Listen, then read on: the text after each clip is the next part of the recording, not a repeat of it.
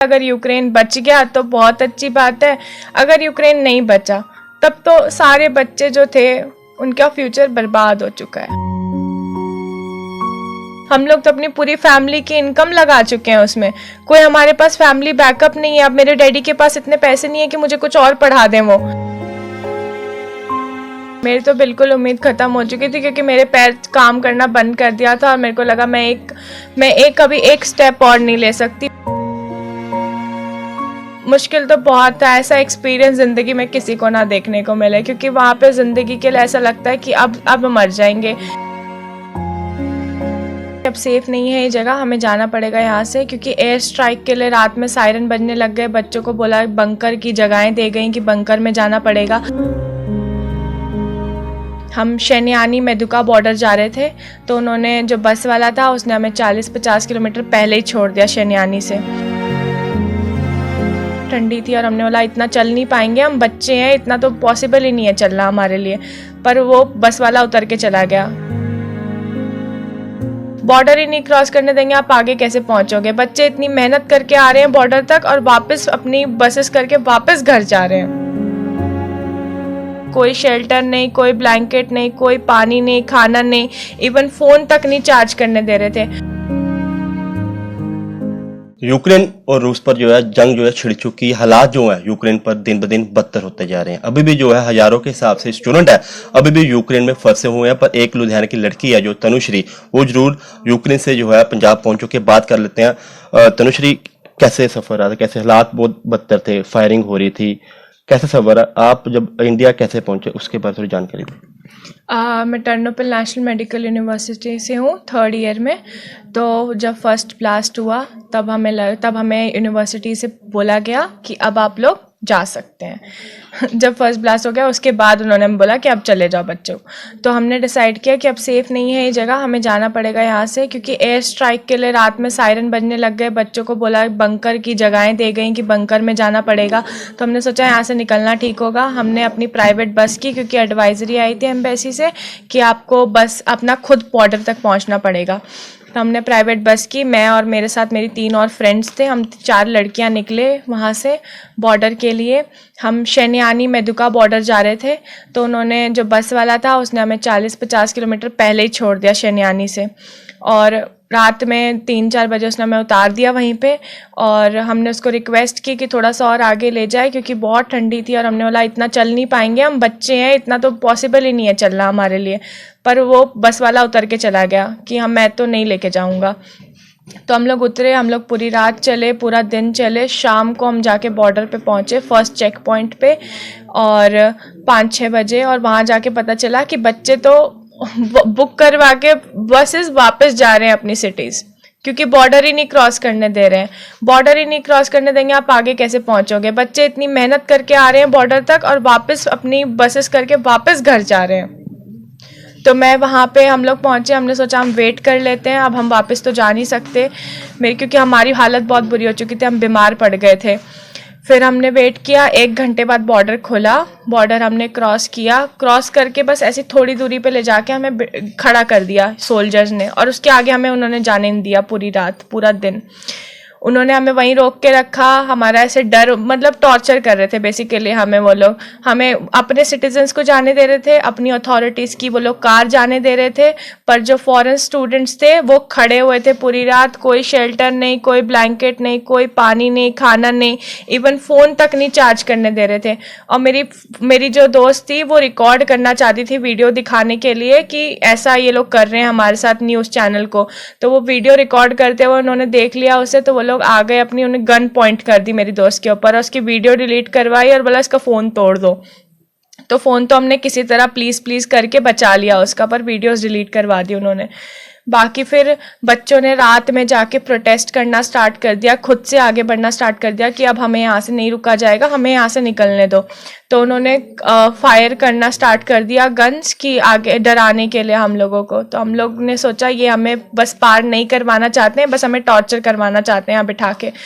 तो हम पूरी रात बैठे रहे, फिर हमें पूरा दिन बिठा के रखा, फिर लास्ट में जाके उन्होंने हमें शाम में दूसरे दिन छोड़ दिया वहाँ से। लगता नहीं जैसे बाकी देशों की जो एडवाइजरी थी, सरकारें थी, उन्होंने पहले वार्न कर दिया था, क्योंकि हालात जो थे पहले भी चेतावनी जरूर रशिया ने दे दी थी कि हम युद्ध छिड़ चुकते हैं, पर लगता है कि भारत सरकार ने एडवाइजरी जो है देर बाद जारी की कि स्टूडेंट को वापस बुलाने में थोड़ा देर बाद, अगर पहले हो जाती तो सारे स्टूडेंट सेफली इंडिया वापस आ सकते थे। उन्होंने जो पहली एडवाइजरी वॉर स्टार्ट होने से पहले डाली थी कि जिन बच्चों को जाना है वो जा सकते हैं, यूक्रेन इज़ नॉट सेफ। पर हमारी यूनिवर्सिटी दूसरी चीज़ बोल रही थी, हमारी यूनिवर्सिटी बोल रही थी यूक्रेन सेफ है, जिसको जाना है वो जा सकता है। पर जाएगा कैसे बच्चा? जो एयर इंडिया की फ़्लाइट्स इन्होंने इवैक्यूएशन की वो 70,000 की फ़्लाइट्स थी।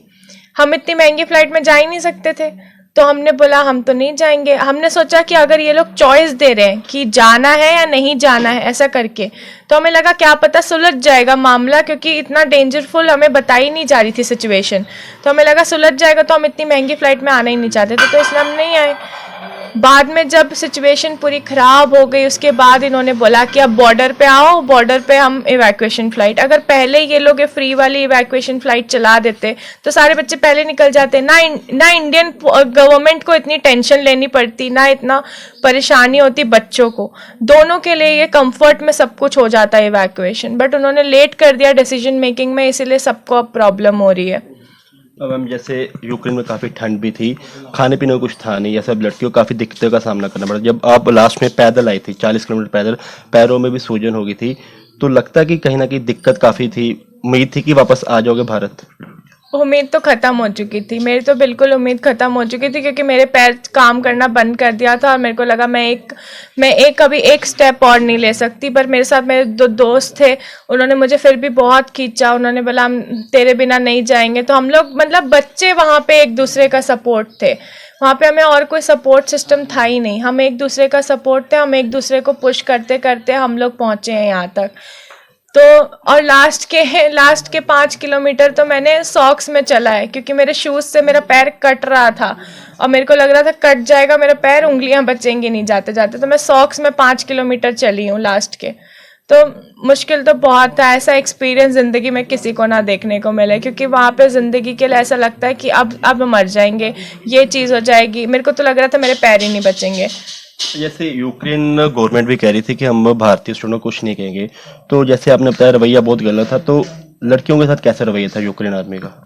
यूक्रेन आर्मी का वो लोग लड़कियां कुछ नहीं देख रहे थे। अगर मैंने एक अफ्रीकन लड़की को तो मारा भी था उन्होंने रॉड से, और मेरा हाथ पकड़ के भी उन्होंने मुझे फेंक दिया था। तो यूक्रेनियन आर्मी देख नहीं रही थी लड़का है कि लड़की है। बाकी आगे गए हम तो सिटीजन्स भी मतलब कैसे ना आगे गए, तो जो अफ्रीकन सिटीजन्स थे वो तो बिल्कुल वायलेंट हो चुके थे एक टाइम के बाद। तो वो लड़कों ने तो पता नहीं ड्रग्स ले रखे थे, दारू पी रखी थी, तो लड़कियों को छेड़ रहे थे, वहीं बॉर्डर पे क्रॉस नहीं करने दे रहे थे। ये अफ्रीकन जो थे बच्चे बिल्कुल मतलब एक टाइम के बाद बच्चे भी बहुत वायलेंट हो गए थे, क्योंकि बच्चों को गुस्सा आ रहा था। वो 4-4 दिन से वहाँ पे खड़े थे, उनको क्रॉस नहीं किया जा रहा, तो सारे बच्चे वायलेंट हो चुके थे। तो लड़कियों के लिए तो बहुत मुश्किल था। इसीलिए हमने फिर वहाँ पे हम जब इमिग्रेशन में गए पे तो पॉलिश वाला, तो हमने वो ऑफिसर से रो रही थी लड़कियाँ कि हमें निकलने दो, ये लोग बहुत बुरा बिहेवियर कर रहे हैं।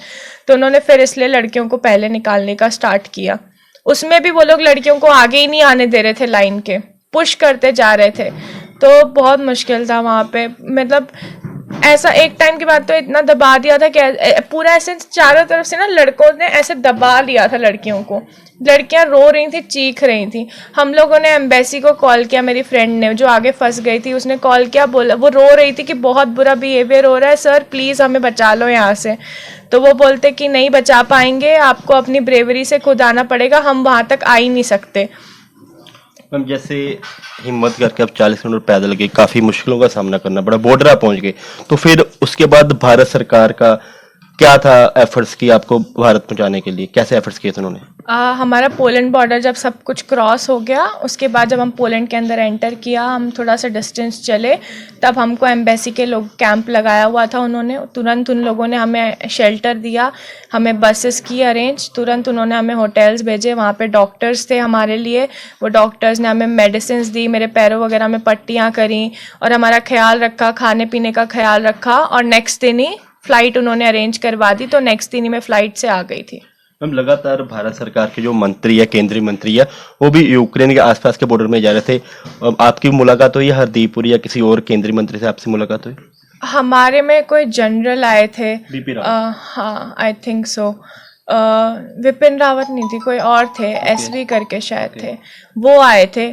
बट वो तो सिर्फ एयरपोर्ट पे आए थे हाय हेलो करने के लिए, बाकी तो हमने उनको कहीं पे देखा नहीं। बाकी जिन्होंने हमारी हेल्प की एम्बेसी से, वो सर का नाम था अमित लाद, वो वहाँ पे थे जहाँ पे हम लोग रुके हुए थे सारे बच्चे। उन्होंने सारे बच्चों का कंफर्ट देखा, जो बच्चे बीमार थे उनको डॉक्टर्स के पास भेजा। तो वहाँ पे टीम बहुत अच्छी थी बच्चों के लिए। तो हमें मतलब इतना कम से कम सुकून मिला कि हम इतनी मेहनत करके आए हैं, तो कम से कम यहाँ पे एम्बेसी के अरेंजमेंट्स अच्छे हैं। वरना हमें लग रहा था कि एम्बेसी ने भी कुछ नहीं किया होगा, तो अब तो हम लोग बचेंगे ही नहीं। मैम, दिल्ली एयरपोर्ट पहुंच गए, उसके बाद पंजाब सरकार का कैसे रोल देखते हैं कि आप दिल्ली से लुधियाना कैसे आई? पंजाब सरकार के खर्चे से या खुद का खर्चा किया था? नहीं, मैं खुद के खर्चे से आई हूँ। पंजाब सरकार, मेरी जो फ्रेंड्स हैं उन लोग को घर तक छोड़ के आई हैं, उनकी सरकारें फ्लाइट करवाई है पटना तक, फिर वहाँ से वो लोग उनके घर तक छोड़ के आए हैं सेफली। और पंजाब सरकार वाले जो रिप्रेजेंटेटिव थे उन्होंने बस मुझे बोला मैं टैक्सी करवा देता हूँ। पहले तो उन्होंने मुझे बोला पंजाब रोडवेज से जाओगे, मैंने बोला आप पे करोगे, बोलते नहीं आप पे करोगे। बोलते टैक्सी भी करवा सकता हूँ, वो फ्लाइट भी करवा सकता हूँ, पे आप कर देना। तो मैंने बोला टैक्सी तो मुझे बुक करनी आती है, मैं खुद ही पे करके आ जाऊंगी, रहने दो आप। फिर बोलते अच्छा फोटो खिंचवा लो। बस फोटो उन्होंने खिंचवा ली मेरे साथ, उन्होंने बाकी मेरा कुछ सेफ्टी नहीं, कुछ नहीं, आप खुद घर जाओ, जो आपकी मर्जी है वो करो। तो मैंने अपना खुद टैक्सी किया और मैं आ गई घर। मैम, तनुश्री घर पहुंच चुके हो, अब स्टडी एमबीबीएस डिग्री कितने का लगता है इफेक्ट होगी? वापस जाओगे? फ्यूचर कैसे देखते हो अपना आप? फ्यूचर तो बिल्कुल अभी हाथ में है ही नहीं। ऐसा लग रहा है अगर यूक्रेन बच गया तो बहुत अच्छी बात है, अगर यूक्रेन नहीं बचा तब तो सारे बच्चे जो थे उनका फ्यूचर बर्बाद हो चुका है। और मुझे तो लगता है बच्चे ये सदमा झेल भी नहीं पाएंगे, क्योंकि हम लोग इतने साल से वहाँ पे रह रहे हैं, पढ़ाई कर रहे हैं कि अब डॉक्टर बनेंगे, हम ये करेंगे वो करेंगे, और हमारे तो सपने ही छिन जाएंगे। और पैसे तो फैमिलीज मिडिल क्लास फैमिली है, हम लोग तो अपनी पूरी फैमिली की इनकम लगा चुके हैं उसमें, कोई हमारे पास फैमिली बैकअप नहीं है। अब मेरे डैडी के पास इतने पैसे नहीं है कि मुझे कुछ और पढ़ा दें वो, तो फ्यूचर अब बर्बाद है अगर आगे कुछ नहीं हुआ तो। तनुश्री, कारण क्या है? बच्चे जो हैं बाहर क्यों पढ़ने जाते हैं, भारत में क्यों नहीं? इसके बारे में बताओ। एक तो भारत में गवर्नमेंट सीट्स बहुत कम है। गवर्नमेंट सीट्स क्लियर हो जाती हैं जिन बच्चों की, वो गवर्नमेंट सीट्स में पढ़ लेते हैं। जो नहीं हो पाती हैं वो प्राइवेट कॉलेजेस में पढ़ते हैं। अब जो प्राइवेट कॉलेजेस में पढ़ते हैं वो बिजनेसमैन के बच्चे पढ़ लेते हैं, क्योंकि वो 70-80 लाख रुपए फीस भर सकते हैं। अब जो मिडिल क्लास आदमी है वो 70-80 लाख कभी नहीं भर सकता फीस।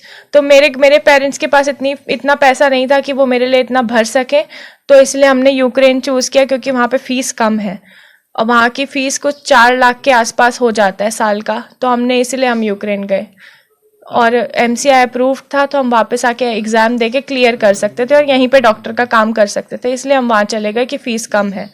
तनुश्री, मेरा आखिरी सवाल है, अभी भी आपके काफ़ी करीबी फ्रेंड्स अभी वहाँ पे फंसे हुए हैं, भारत सरकार को क्या अपील करना चाहोगे?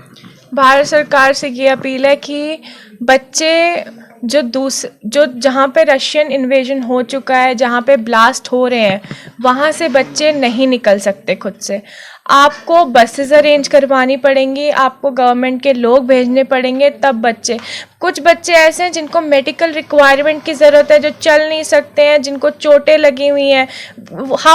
कैसे आप एक्सपेक्ट कर सकते हो कि ये बच्चे आप तक खुद चल के आ जाएंगे? इतना दूर तक इतना नहीं आ पाएंगे, आपको खुद ही कुछ करना पड़ेगा। जो बच्चे सेफ जोन में थे वो आ चुके हैं बॉर्डर्स पे, पर जो अभी डेंजर जोन में बच्चे हैं वो नहीं पहुंच पाएंगे, तो उनके लिए प्लीज़ कुछ अरेंज करवाएं। ये वेट करने से, बॉर्डर के उस पार जो एम्बेसी वेट कर रही है, वो कुछ नहीं होने वाला उससे। उनको बॉर्डर के इस साइड आके हेल्प करनी पड़ेगी बच्चों की। धन्यवाद। और बिल्कुल तनुश्री जो यूक्रेन से पंजाब आ चुके हैं, अपने घर आ चुके हैं, काफ़ी हिम्मत करके जो है बॉर्डर तक पहुंचे थे, 40 किलोमीटर पैदल चले थे, पैरों में स्वेलिंग हो गई थी, और उस दौरान यूक्रेन आर्मी का रवैया भी बहुत गलत रहा था, पर एम्बेसी तक पहुंच गई उन्होंने। फिर जरूर दिल्ली आ चुके हैं, दिल्ली के बाद जो है जब पंजाब आना था, उन्होंने अपने घर लुधियाना आना, तब उन्होंने सारा खर्चा खुद ब खुद किया था। दूसरी तरफ जरूर लुधियाना के सांसद रवनीत सिंह बिट्टू की तरफ जरूर ट्वीट किया गया था कि जो भी पंजाब के स्टूडेंट है दिल्ली पहुंचेंगे या भारत के अलग अलग हिस्सों में पहुंचेंगे, तो उसके बाद जो है चरणजीत सिंह चन्नी पंजाब के जो मुख्यमंत्री हैं उनको है जो सारा खर्चा जो है बच्चों का खुद करना चाहिए, पर ऐसा कुछ भी नहीं हुआ। तनुश्री ने बताया कि सारा जो खर्चा है उन्होंने खुद ही किया लुधियाना तक आने का। कैमरामैन मनीष कुमार के साथ Bharat Sharma, the summer news, Ludhiana.